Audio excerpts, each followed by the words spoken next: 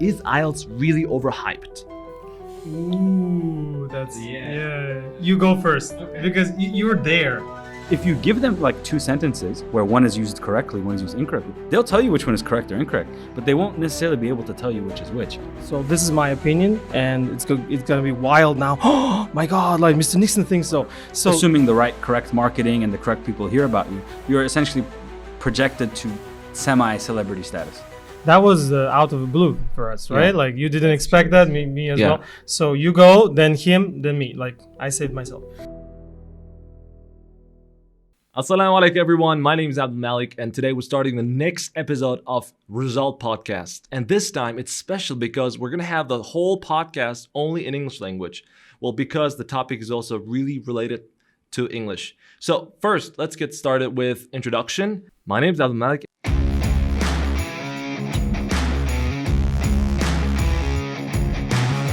And today I'm the host of this podcast. And to the right of me, we have Mr. Mike Neeson from Zo'r branch.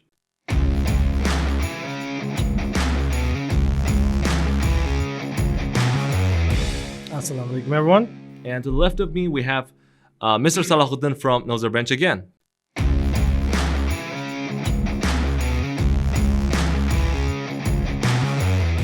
Assalamu alaikum, everybody. Well, today we called two beasts of the Zo'r branch of Result School, Mr. Nixon and Mr. Salahuddin, to discuss interesting two topics. Are IELTS scores overhyped and what they really mean? So before we get started, I'm just going to tell you that we're doing this podcast in order to talk and to some extent maybe do our best to solve some of the best problems that are existent in these areas about IELTS. So the first topic is about, is IELTS really overhyped? And to get started, I'm going to give the speech first to Mr. Mike Nixon. Sir, you're going to introduce yourself shortly. And do you really think that IELTS test scores are actually overhyped? Just start with that. All right. That's an interesting question, but let me introduce myself. Assalamu alaikum, everyone. My name is Mike Nixon. I have 14 years of teaching experience, and I am one of the teachers of Result School, and currently also a head teacher of Zo'r branch. So if I tell you more, I've been teaching so long that I have lots of insights about this question. So first of all, to me, honestly, IELTS is an entrance exam test. So this is my opinion, and it's going to be wild now. Oh my God, like Mr. Nixon thinks so. So the thing is, it's not about leveling someone. I mean, checking person's level. It is also to some extent, but the reality is, it's just a test. You learn the methods. I am today here more for like general English. I'm going to support it. If you learn general English better, you can get high score from IELTS as well. Thank you. So this is my short opinion, but if we discuss further after my colleague here says his opinion, I can give you some more insights on that. Thank you. So now it's turn for our next teacher and next guest, Mr. Salahuddin. You can introduce yourself shortly, and please tell me your opinion. Is really IELTS overhyped here? Thank you, Mr. Abdouani, for the introduction. So as I said, everybody, assalamu alaikum. My name is Salahuddin. I've been teaching for 4 years. I'm a native speaker. I lived in the US for 17 years, and I have a 8.5. So firstly, the question that you asked, to some degree, I actually agree with Mr. Mike. Also to another degree, not so much. Firstly, the better your English is, naturally, the better your IELTS score will be, right? You can take it from me, for example. I have, like I said, many years of experience being a native speaker. My English is better than my Uzbek, so why wouldn't I get a high score? The main thing, though, to be aware of, I would break it down into 75% English skills and 25% exam skills. Why do I say this? Because there's certain aspects which I had to learn, like throughout school and college and so on, that actually helped me in the IELTS. So, like, for example, I know native speakers who have like 7.5s or they have 7s, for example, because they really lacked in like their writing or their reading or something. So also, I would add that there is an element of cognitive ability as well. Let's be honest, right? Like with listening and things like this, like how quickly can you actually catch these words and how quickly can you write them down? So these things also play a role. And like I said, now that we have these introductory opinions going, then we'll get into it further. Thank you. Well, actually, the question is really IELTS overhyped? And if you want to listen to my opinion, when I mean overhyped here, it means like, there are too many businesses that are selling IELTS teaching. Not IELTS, I'm sorry, but teaching and preparing and everything. So basically what my opinion is that here it's not about is IELTS is good test or bad, but it's about like, is it really overhyped among students and teachers? That's the point. Now I know that I got 9 band score, so sorry. I saw that coming. All right. So, but for me also, I think it's really overhyped still, especially nowadays. And I have a linking question for this actually. So the question goes first: is IELTS an accurate reflection of what really English is? Like, is IELTS, for example, if I have IELTS 9 band score, does it mean that I'm better than a native speaker, for example? Well, no. So- in my opinion, no. Okay, first you and then The thing is, I don't have 9, and So I it's do, not I do have solid English at the end of the day, because I can easily talk to anyone, and in most of the places, especially when I worked at the U.S. Embassy teaching their workers, of course not the native ones, they don't need English, obviously, and they really got this vibe, and they said, "Wow, you're cool, like almost like a native speaker." I said, "That's good. Keep it almost like I don't want to be actually like a native speaker or exactly a native speaker." But the thing is, I don't have 9, so it's still, and my point is clear that it does not exactly reflect that if you get 9, you're great. If you get 7, you're not so much. Because I do have some people that I know, they teach English, they teach IELTS as well. They get 7.58. And trust me, they are much better than some other. No. Like, if you compare to the teacher who got 8.5 and compare to like my friend who got 7.5 and then he upgraded to 8, trust me, it's up about the teaching method, like how well you teach. I do believe, and you have to get this to the camera, getting IELTS score doesn't mean that you're a great teacher. And if you're a great teacher, it doesn't mean. we're gonna come to that point. Okay. Let's. So I'm going to tell it later, right? Yeah, let's Okay. keep it inside. We're not talking about teaching now. We're talking about IELTS itself. Okay. So again, I'm going to rephrase the question: is IELTS an accurate reflection of real world English? What do you think, Salah? So essentially, this is the first factor which plays into a role. Secondly, how involved is this person in English, right? Let's take a random native speaker, for example. Do they actually know, like you said, the past tense joke, do they actually know certain things about English grammar? Because I'm going to keep it I almost said some slang. No, that's okay. That's cool, actually. You have to say it. What I was actually going to say is keep it a milli, which is like American slang for to be honest, or keep it 100, which is to be completely honest without lies. So as I said, I'm going to keep it a milli with you guys. If you take a random native speaker, let's say you go to LA, you pick him off the road, he's not going to be able to tell you what present perfect continuous is. Like, it's just, they're going to, if you give them like 2 sentences where one is used correctly, one is used incorrectly, they'll tell you which one is correct or incorrect, but they won't necessarily be able to tell you which is which. And this can also play a role, right? Like we mentioned, for example, you need writing skills, listening skills, reading skills. And if you don't have these as a native speaker, you might not get a good score. It doesn't mean your English is worse. It's just you might not have the proper exam skills. There is an element of exam skills which plays a huge role. With that. Yeah. So that brings you to the point that IELTS is actually not a real reflector. IELTS is not the best thing to show the real world English level of anyone, right? That's what you come to. Add something to that. Is essentially, I would say it can be with the proper preparation. Like I can guarantee you, like let's say we grab a handful of random 100 native speakers off the street, right? With enough time, they will all become Niners. Right? Yeah. If you just by logic, right?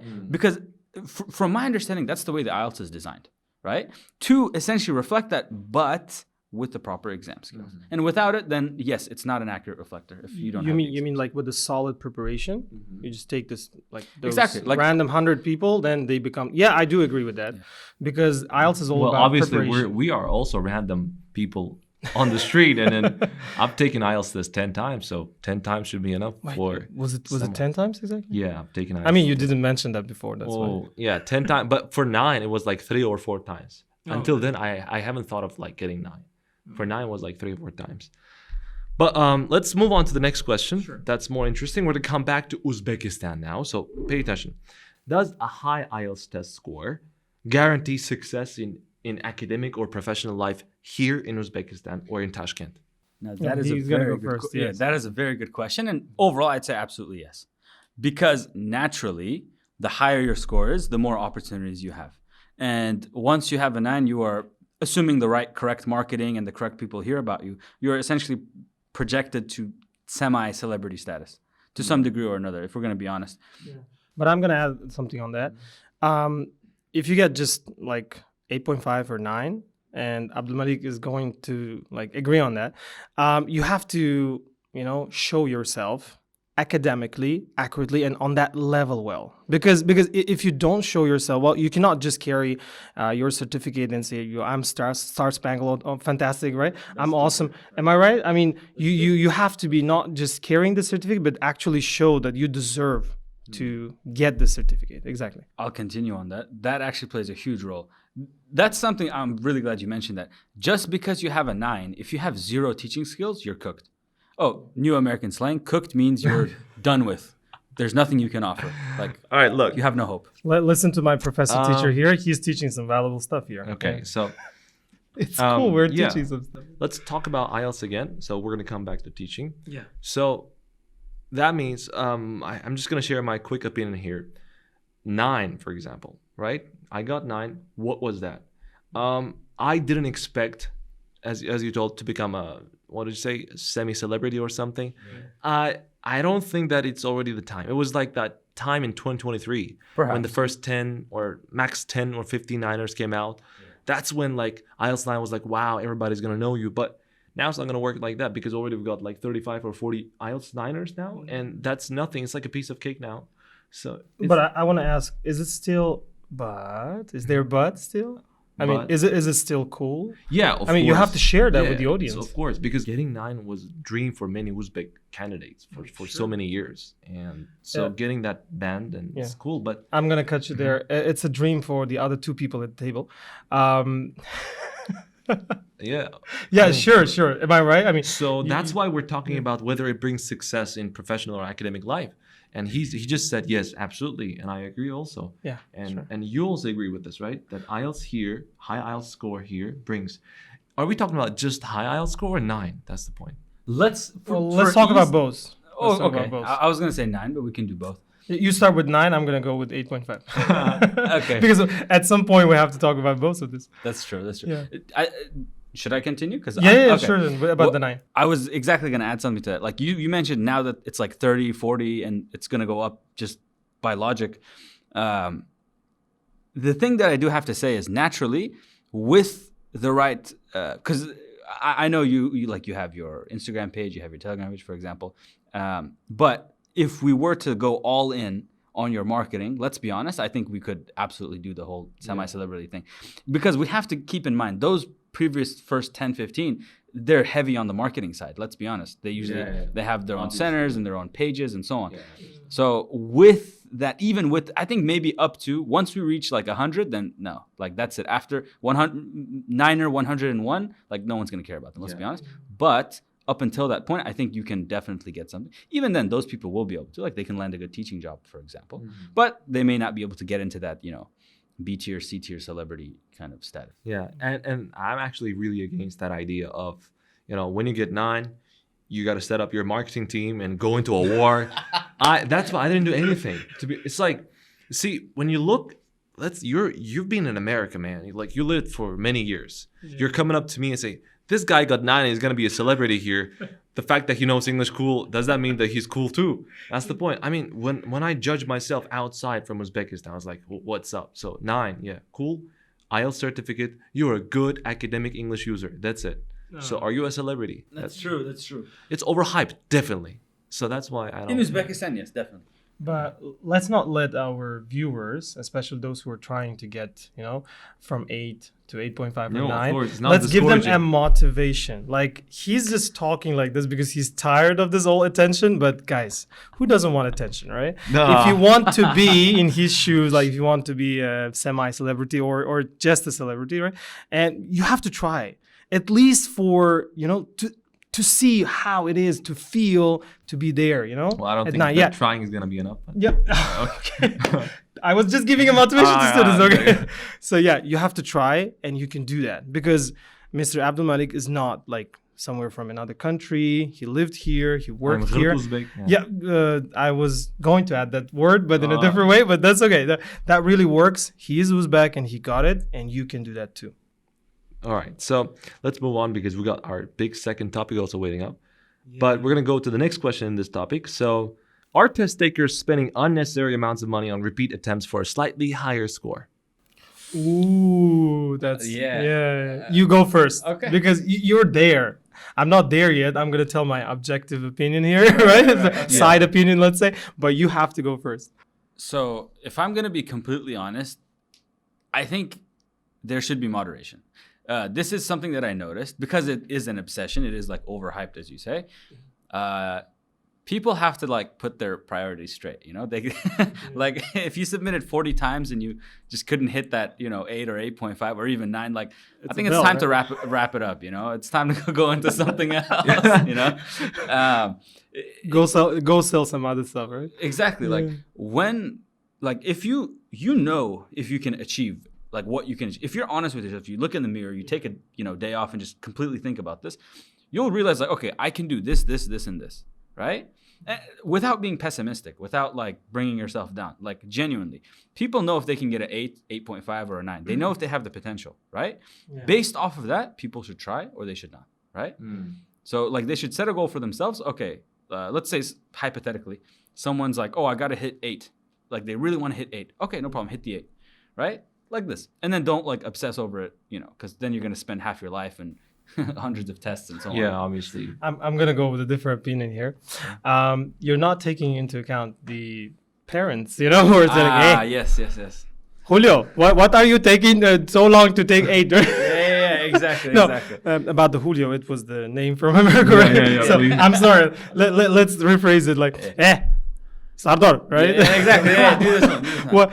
What is taking you so long to take this damn eight IELTS, right? Yeah, exactly. So I'm sorry, I got lost with the accent. So, but it is true that parents are actually one of the great factors, and we're gonna come later on that because I don't want to change the subject. But there is a huge, volume of side effects to that person who's taking the IELTS exam, and then it affects highly. Am I right? Yeah. So if you agree, they have this, ongoing pressure from parents, friends, public, others, and if others already got their certificate, that's it. The person cannot slip, that candidate.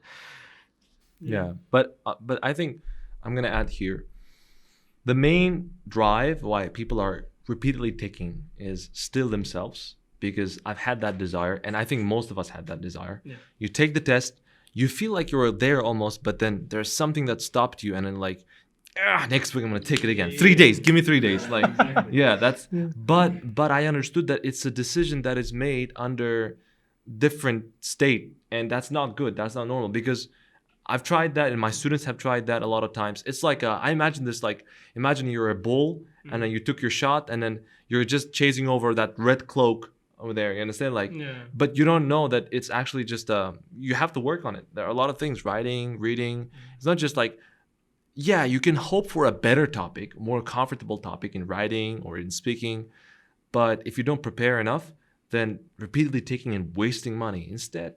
Use that money, go to a restaurant, have some chill, man. Chill, Be a chill guy. But for the reference of students who are actually trying and taking the test now, so would you recommend them like taking some shots like week after week, or take some decent time and prepare and then take a solid shot, like Definitely second. How deep is your bank account? It depends on that, right? Yeah, exactly. No, you have to openly say that, because they are actually going to listen to that and follow your advice, and you might end up having a huge help to those people save up their money. I we think were joking, but you have to tell. Obviously, like don't slavishly just go and take the test every week, and keep your money to your pocket, man. So exactly. Try it but next time. keep practicing, and then like when you feel that you're improved, right, and then you have to go and take the test.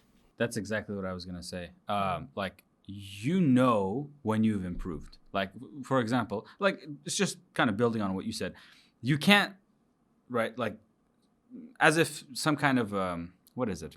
There's a specific word I'm looking for, but in this kind of obsessed way, week after week, submitting it, right? This is ridiculous, right? If you're not learning anything, then it's pointless, right? Yeah. So for each one, you should learn. You know, you can like message them and get feedback on your writing, things like this. Because I'm in that state where So I'm how many trying times? How many times did you try already? the test overall IELTS, yes. twice, both 8.5. That's the thing. That's why like I mentioned, you know what you can get, right? So I'm kind of in that phase that you were in, where I'm like, okay, now I have to get this 9. Yeah, I think you're almost there though. Exactly. Yeah. So what I'm actually doing, like until because for my recent one, it was 8.5 again, and what stopped me from 9 was writing, right? So I'm waiting for like the response, the feedback from the writing, and I might retake that one, or I might just retake another one, right? With all that in mind. But I'm not submitting week after week because it would be pointless. At least, Obviously. Yeah, exactly. Yeah, So definitely. one more thing before we continue. Sure. The parents thing, that also plays a huge role. As you know, especially in like Asian communities, you have this parental obsession with their children being successful, which is not necessarily a bad thing, but we see in certain cases it can go to an extreme kind of level. And that can also be a problem, but for the kids whose parents are pressuring them for that 7.5 or 8 or 8.5, on the bright side, it's your parents' money. Right, so you know, like if you're like if we're gonna paying it yourself from your own pocket, right? If your That's parents different. are like forcing you with all this, I mean, just take advantage of the opportunity, I guess. You know, it's not necessarily a lose for the student. I mean, it's a lose for the parents.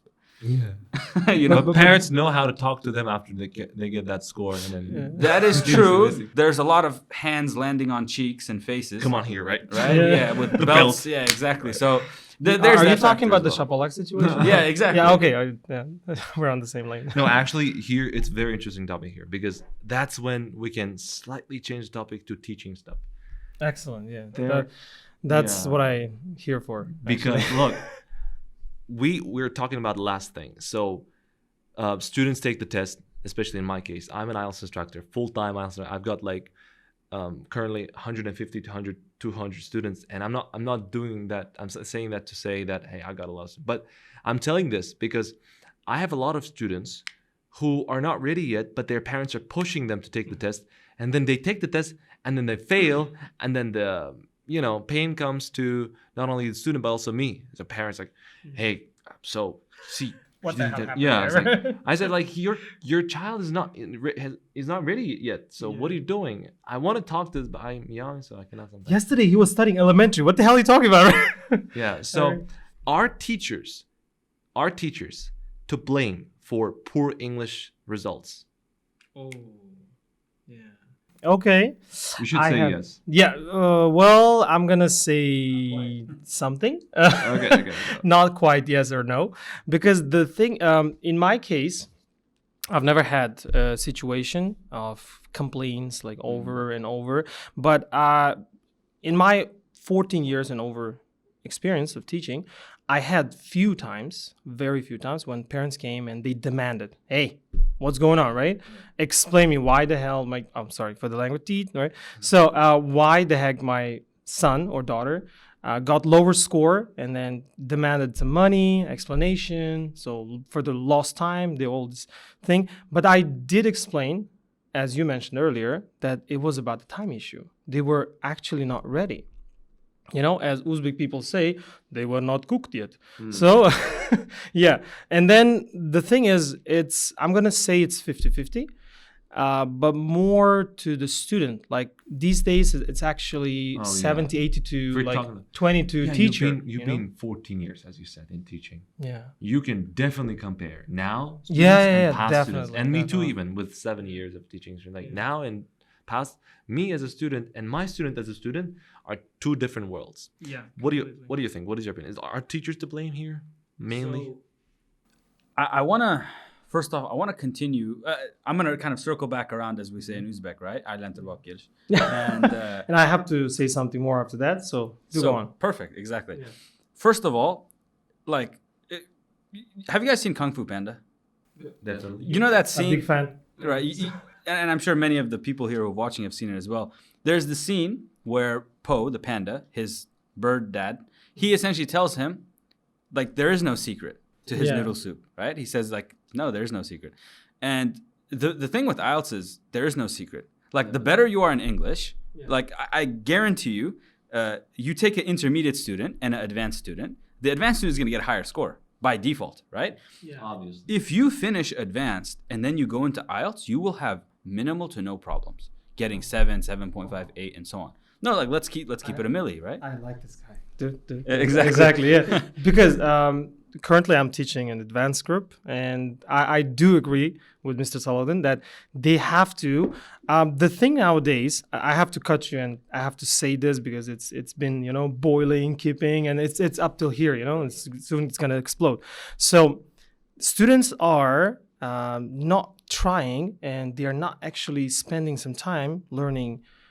Studying upper intermediate and advanced levels. Like in the past, trust me, 12 years ago, at the beginning 2 years of my experience, that was also like interesting part of my beginning of my career. Students actually studied higher levels more.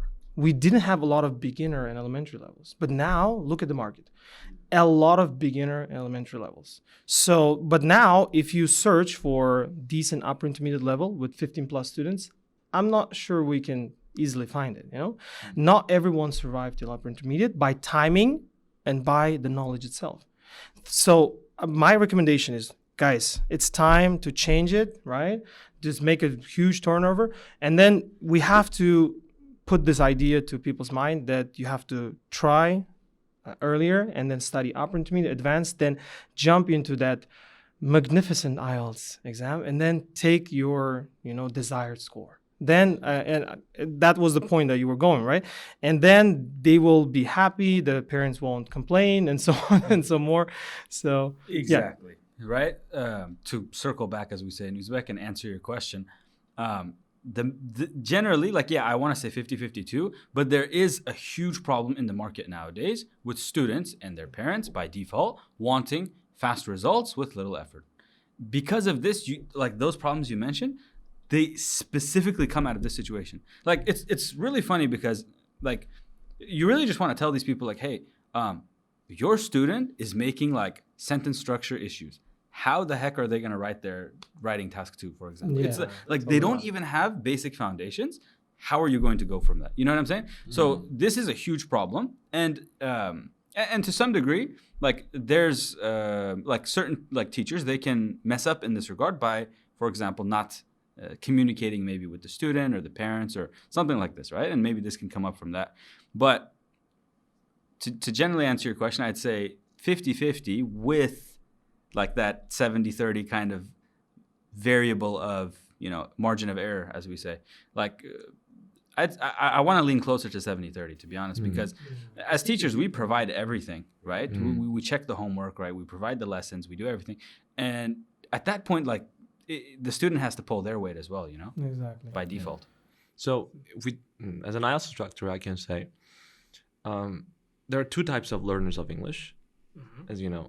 First, as you said, those who go for upper intermediate, advanced, they choose the longer journey, but the best journey, right? Yeah. Exactly. So there are these kind of students. There are still, but less. Branch also, but less. By number, some much of your students less. came from your branch to me, for example. Now, as an IELTS, by the way, let's not mention that. No, by the way, no, I'm just kidding. Yeah, no. We, at Result, we've got a great factory. He prepares the gelling students really well until they're really cooked. I'm just gonna eat it. No, we have to post that video. Do you remember? I told you. Yeah. All the hard work is done by general English teacher, and all the hype is with the IELTS instructor, right? And thank you for that. I appreciate all the general English teachers' efforts to bring up a good child and then trust us, right? Yeah. And you just marry them, and that's it, right? Yeah. Just a small part, right? Yeah. One little stressing push, right? That's Definitely.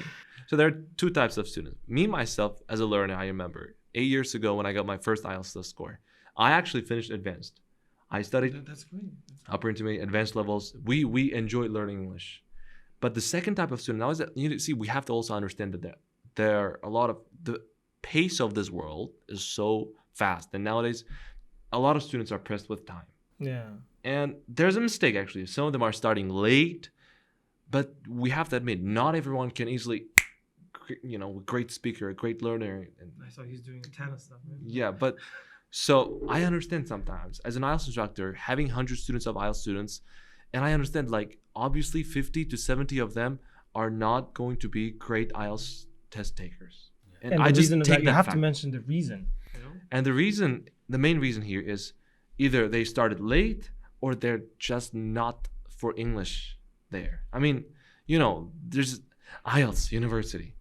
They say I should get 7 plus, 7 plus, but they know deep inside that 5.5 is enough for their university, and that fact keeps them stuck. And that's And they don't even know why they need 7 exactly. They that's just the heard point. it, right? That's They the just point. heard it like Exactly. 7 is there, and they see 7 plus everywhere in the street or like in the market. I've seen students who got 7 but wanted to retake to get 7.5. See, this is like No, they didn't even know the difference between 7 and 7.5, right? It's just a better number. Oh yeah. Just more numbers, you mean, right? But when you say 7, you don't mention O, but 7.5, But I there think are 2 numbers. I think the river falls to the side where it falls. And then interestingly, the part is that they're doing this because the purpose that they have behind getting this better score. Like, but C1, same level, 7, 7.5. But they want to get 7.5 because there are demands like this now in Tashkent. For example, in terms of what? let's say, let's talk about it. Support teachers. Yeah, we've got, right? Okay. So would you get a 7 band or 7.5? But of course, we would check the other things and everything, but 7.5. Me as a student, I can imagine I'm coming to my English education center and I'm like, I need a support teacher. I'm like, okay, who's that? Palonchip Stunch. And then what's her IELTS test score? 7 and 7.5. Which one you go? 7.5. It's like a cycle. We demand that and they also go for that. That's the problem. Again, it comes to that overhyped IELTS stuff. Yeah, that's true. overall, we can, I think, chalk this up to the current climate and culture of IELTS and IELTS results in Uzbekistan. That's where this comes from, right? Let's call it IELTS pollution. Yeah. Or IELTS obsession. We could say it as well. Yeah. Your option? I'm gonna go with this too. I didn't cook up anything yet, you know. Let's go for next question. Yeah. We've got a very interesting question here. Are English teachers being pressurized to prioritize quantity over quality due to large class sizes or tight schedules? Oh, I'm gonna take tight schedules, you know. So you're gonna go with the quantity. Let's go. So You start this time. But you got the question right. Are Yeah, teachers yeah. really English teachers being pressurized to prioritize quantity Sure, over quality because of large class size or tight schedules? Would you like to? Or? No. let's start with- If you go about the number, I have some insights about the tight schedules. You know. Listen from him first because Yeah, I'm sure. interested. Yeah. Sure. So, let's look at like basic human nature, right? Everyone has to make money to survive. One huge issue that I noticed, maybe you guys will agree or disagree with this, but this is my complete honest opinion, probably highly controversial as well. He's head teacher, by the way, so you have to. You have to be careful what you say, right? Take into consideration. Okay, no. Here, everything is transparent. We go. Exactly. This right. is You can say it. This is like in general. This applies to every single educational center, right? Not just ours. Probably. The main Because we cannot answer for other education Right. centers. Right? from what I've seen. Let's okay. put it that way. Excellent. What I can say is, I don't think, in my honest opinion, I don't think 1.5 or well, technically at 1.5, mathematically speaking, hours is enough for a day for a student. If we let's keep it a milli here. You're talking about 2 academic hours. That's what you're saying? Like 40 minutes plus 40 minutes. Yeah. Yes, more or less. Okay. Sure. Yeah. Like class time, right? Essentially. Yeah, sure. If you want to take some random kid who has a general B1, B2 kind of 5.5 area, that's their level, right? And you want to turn this person into an 8. You need to like stick to this person like 4 or 5 hours a day. And this is impossible, like unless they take an individual class, right? Or something like this. It's impossible to like work this out in the certain like situation that they're in. So a combination of, I'd actually mention like, I know I kind of took your thing with the schedule thing, but that's okay. this actually adds to it because places, they're competing with each other. This center wants as many students as possible. This center wants as many students as possible. Business. So exactly, business. It was not business. So it's like, oh, he's doing 1.5 hour. Okay, we're gonna do 1.5 hour as well. Okay, they're maximizing students this many per room. For this, we're gonna do that as well. And it creates this situation where, And by the way, I'm not going to say it's impossible. If it was impossible, then all educational centers would be out of business, right? Like we're still pumping out results in this kind of way. But what I mean is to specifically work on like those weaker students, because we finished with the topic of like results, is that on the teacher's shoulders, right? Especially when it comes to like weaker results. That's that kind of the main kind of factor here.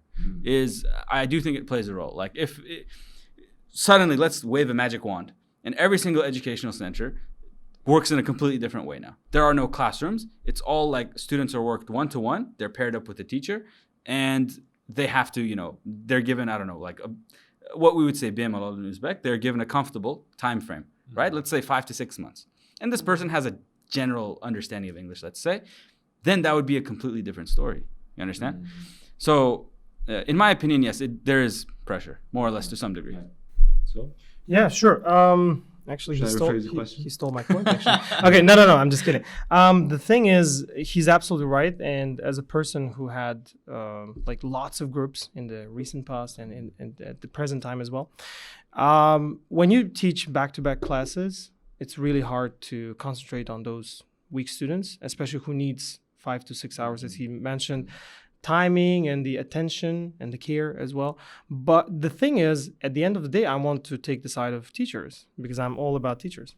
And yeah, I'm all for yeah, I'm on the teacher side because students actually, and I have a great example on that from the recent past of my experience, students are actually not taking advantage of their, position, situation, of their studies. For instance, they are paying the money, they have support lessons, they have Sunday events, they have everything that will give them a band score or great English, whatever they want. But the thing is, they are being lazy. Yes. Right? And I'm demanding every student, and actually in zo'r branch, everyone knows me as a monster because I make students study. The reason of that is it's an education center. It's not some gaming place, right? So where you can play, you have to study. And the thing is, when you have tight schedules, you try to give some attention to certain points to all the students, but it's up to students to get your more attention. But the problem is... Am I right? Yeah, I mean, what about you? You were an excellent student, I know.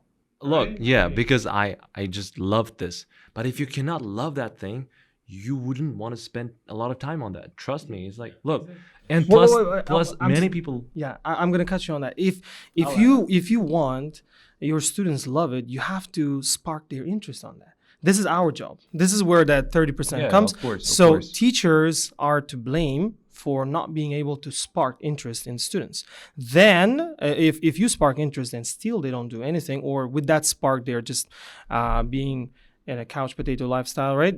That doesn't work. So what I'm trying to say is I'm taking the side of teachers, but I'm also planning to say what is wrong with our teachers at some level. So our teachers are not trying to use maximum of their ability to push students to work. And then students also, they are not doing a lot of work. I'm personally pushing my students, hey, have you ever been to Sunday event? Those who say no, they get immediate shabalak from me because like they know I send them to the groups, and we're paying so much money for the media guys to advertise it on social medias, right? And then they're not using it. Right. Well, what's up with that, right? And I'm telling them how much money you're paying for the student. I mean, imagine you're a student, my student. How much money you're paying? And then they say I'm paying a certain amount of money. I say, do you think you're using everything that is exactly at some point equals to that money? They're saying no. I think no. 2 out of 10 students are like. I mean, 2 out of 10 students do really use. Yeah. There are well, I don't want to show students as bad as they are, but I'm gonna say 3, 4. I was gonna put some. Mine as well. I was gonna put some like cotton on and like say not 2 out of 10, like 3 or 4 out of 10. But it's between that range, let's say. Exactly. To add to my previous point, when I said you need to turn that 5.5 into the 7 or 8, right? And you need those 5-6 months with a couple hours a day. These are for that problem student that we're talking about. This, let's be honest, the majority, right? Like when I say majority, this can be 51%. Okay, people, don't be offended, because and I'm sure you guys have a similar experience. Like you like I try to do some filtering every now and then, like an audit, you know, and I say to my students, who has a support session this week? And like 3 people raise their hands. Right? It's like crickets, you know, like crickets. And so then I like drag everyone out and make them like sign up. The cellophane is passing. Yeah, exactly. The tumbleweed. It's like exactly. In Texas. Yeah, exactly. We're in Uzbekistan, cellophane. Oh yeah, because ecological destruction. Okay. Guys, let's keep it in the dog. Sure. Let's keep it in the We're gonna cut this part, right? So that does play a huge role. Is the student itself, like you said, Sunday. You know, something I have to mention. This is for the other teachers in Novza and teachers in general. I've learned a lot of my strict habits from Mr. Mike, actually. And students, they were like, you know, teacher, you've become more strict. And I was like, yeah, what about it? Do your homework, you know? You have something to say, right? Yeah, exactly, you know? And really, it makes everything much more smooth. The students, they might get pissed off, but they'll respect you more, you know? I used to be the chill guy teacher, you know? Oh, yeah. Right? You know, the chill guy meme. So I remember that guy. Yeah. And we killed it. Sorry. So, exactly, you know, and it doesn't help you. So, yeah, in general, I'd say. Yeah, and the last point to teachers, I'm going to talk in this ways. So, teachers, try to be strict, okay? Trust me, you think that this is modern world, you shouldn't be strict, we have everything, students will do it if they want. No. Still, we have to push them, motivate them, encourage them, and yet you have to be that great example to motivate your students. If you're not reading a book yourself, how do you expect your student to read one book? If you're not doing any tests, how do you expect your students to pass any tests? So please try to be a great example yourself first, then motivate others. Did I make the voice right? Yeah. Perfect. You know? They don't need to, do chantage montage stuff. Yeah. So yeah. Okay. I can actually talk in different voice. If you didn't know. Okay, to the next point, I guess. Or if you have something to. Yeah, I actually wanted to also say. No, the thing is, I'm sorry. The thing is, you're host. You just give questions and do your job. No. Just kidding. Yeah, you shouldn't feel. No, I really want to talk because I have a lot of things to tell, but they may not go on the line with yours. Please. So I'm just gonna be honest. No, just kidding. About teaching stuff. See, I'm gonna be honest. Right now, I'm going through CELTA course, and international standards says that, I don't know, that thing really tells me that you don't have to be as strict as you are claiming to be. I mean, you're encouraging teachers to be. Yeah, because CELTA, international teaching standards, says that being strict all the time will actually keep your students away. I mean, they're going to be like, yeah, it's good. From our tradition, from our culture, Bukhara stuff, and then the great teachers in the past. Have you heard about Qorakol place, right? What is it? Qorakol place. Oh, yeah. They teach mathematics and still they're like very, let's say, notorious with their like strict and beating. Yeah, exactly. No. Beating. I want to mention that I'm against beating. But come the thing on. is, Let's be honest. Have you ever seen me beating children? Come on. If the laws were just right? Yeah. No. If it were like allowed, okay. God knows what's gonna happen, right? But again, he would do it, right? You would be. No, I'm against beating, but strictness. I mean, in terms of punctuality and doing their task strictness. It's not about like, hey, look at me when you're talking, right? No, not that. Right. Not that. Okay, kind coming of back to strictness. CELTA stuff quickly. Yeah. Like, do go on because that's an interesting information to the audience. Okay, CELTA is a really great thing because there's step-by-step guidelines and teaching strategies that actually, as you said, spark the interest in students and really, like, you don't feel like how students are taken to the point of being interested in learning actually without you being like, turning on the monster. Because look, me too, sometimes I like get nervous about my IELTS students and not doing that. But there is a right approach. And I'm learning that. And those who got CELTA, teachers, they should know that there is a good path to lead the students to the correct way and in a way that they don't realize themselves too. But I'm not going to reject the fact that there are really messy students sometimes, and we're not going to reject that. You chose the word really well. I would go with another bad word. So, but we shouldn't exaggerate that. Like, students are overall lazy. Yeah, they're lazy. Comparatively, they're lazy. But you see, the new era requires us to be adaptive, right? Yeah. innovative, adaptive, Sure. right? So that means that if you keep your past like 10, 20 years ago, not you, sorry. If you keep your past 10, 20 years It's ago, not 20 yet. Okay. strategies or like methodologies in teaching, with these students nowadays, it really doesn't work. So you have to go with the flow, I think.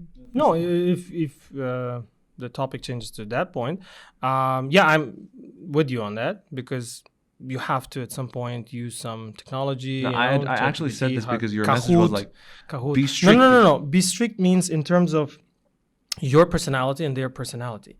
Like you have to strictly make sure that they get decent personality of the English language. But you have to let your students speak their opinion, for example. Yeah, Like, exactly. you shut Exactly. up. You didn't do No, homework. Get the hell never, out of here. never, No. never. Yeah. We never. I do mean, that. because there are a lot of teachers still who do this. I mean, Really? Well, they're not at result school. You really was obviously.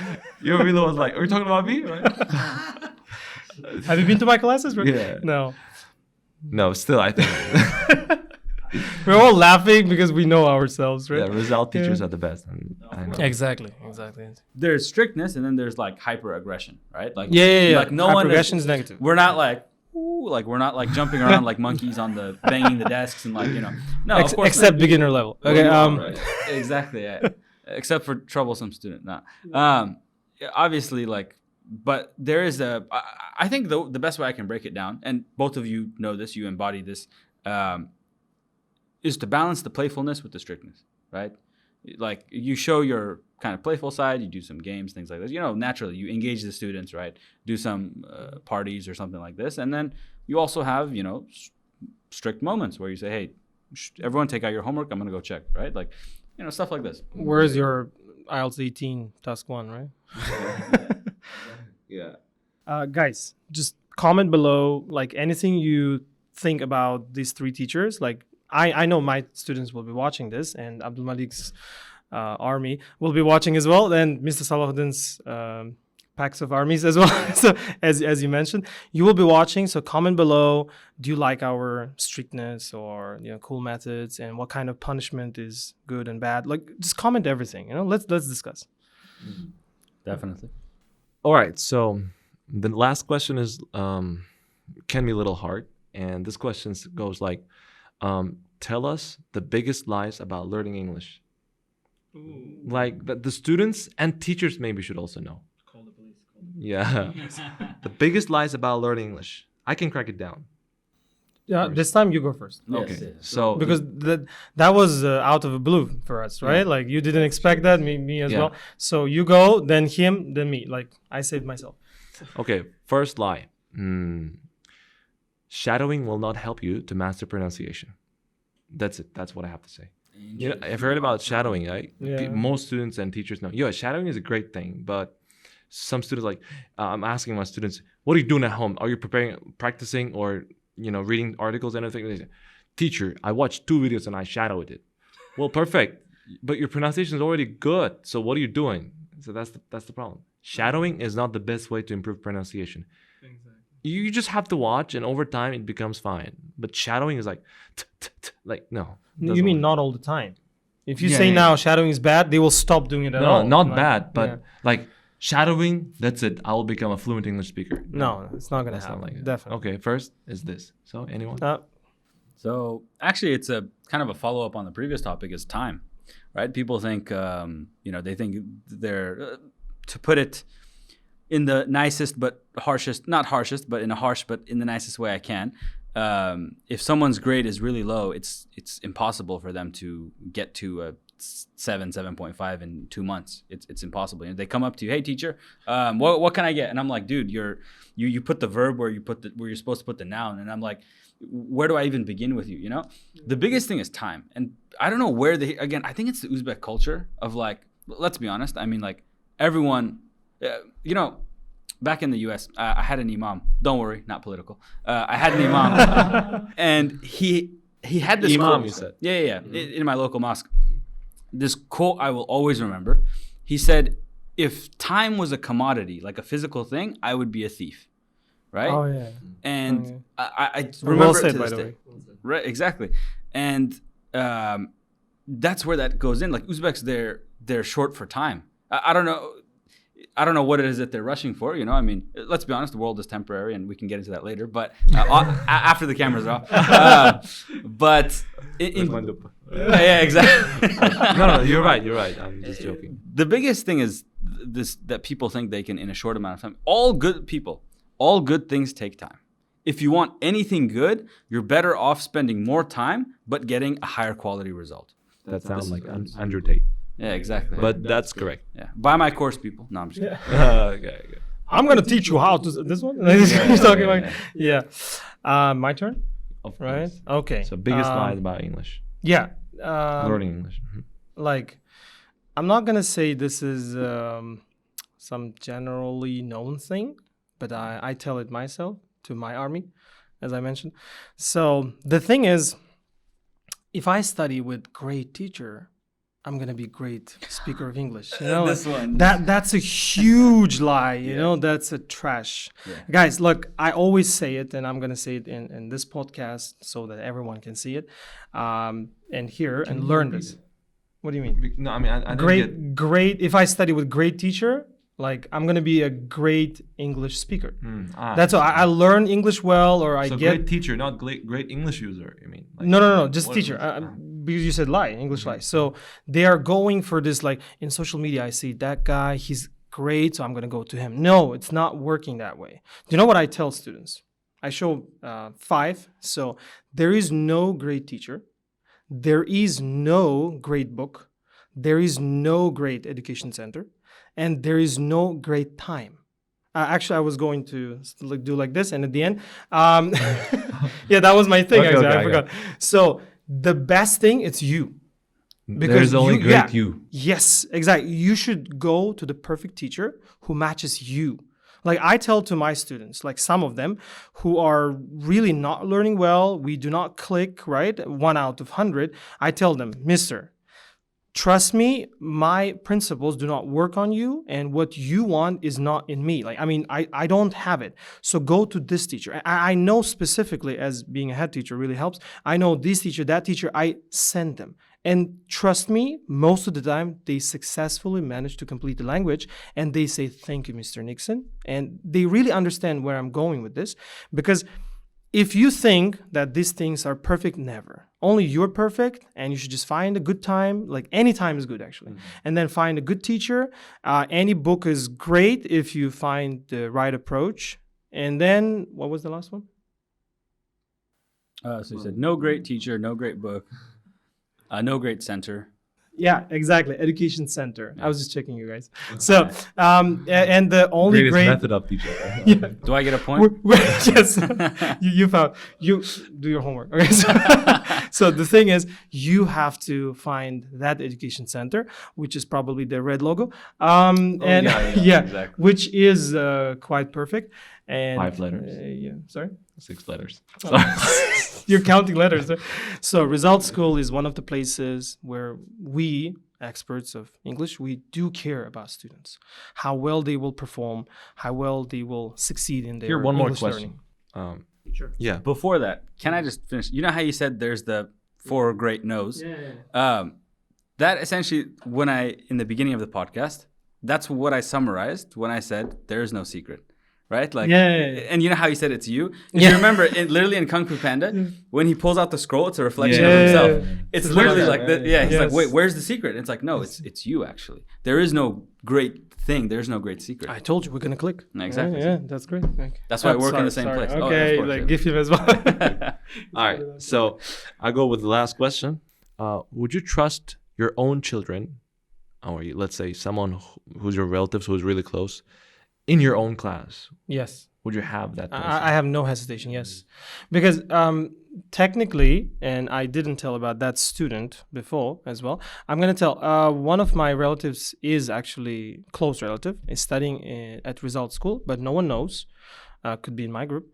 But no, Or no, my it's group. not. No, yeah. Okay. Yes, no, Noza. Okay. Could be. So that's why, yeah, I'm going to be honest. It doesn't matter whether it's my relative or someone I don't know, stranger from the street. I'm going to approach 100% the same with my pure heart. Like, and I want to say no bullshit. Like I cannot say it, right? So and yeah, so that's why no. And then reminding about the student who got 7.5. You can cut it and put it that moment, or just flashback to our information. My student took great advantage of Education Center. He worked with 7 academic supports. Mm-hmm.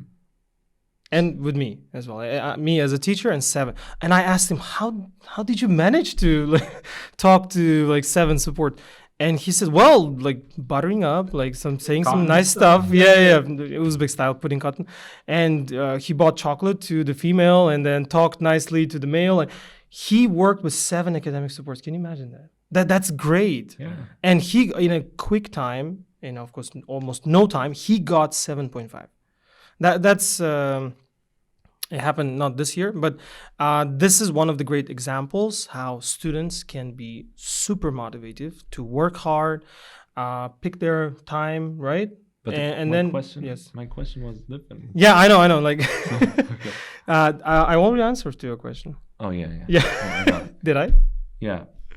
So it was earlier at the beginning. Yes. Yeah. So the same question. Exactly. As I said when you first asked it, unequivocally yes. Why wouldn't you? I mean, it's like, and actually I've had relatives who have studied at my lessons. So At your lesson, exactly. Yeah. In I my mean, lessons, that's I've had- great. That's great. I can't say which relatives, but in general, I've had more than one actually study at my courses, and I taught them the same way I teach everyone else. There was no special treatment or cotton or buttering up, as we say. And yeah, exactly. And Yeah. I would.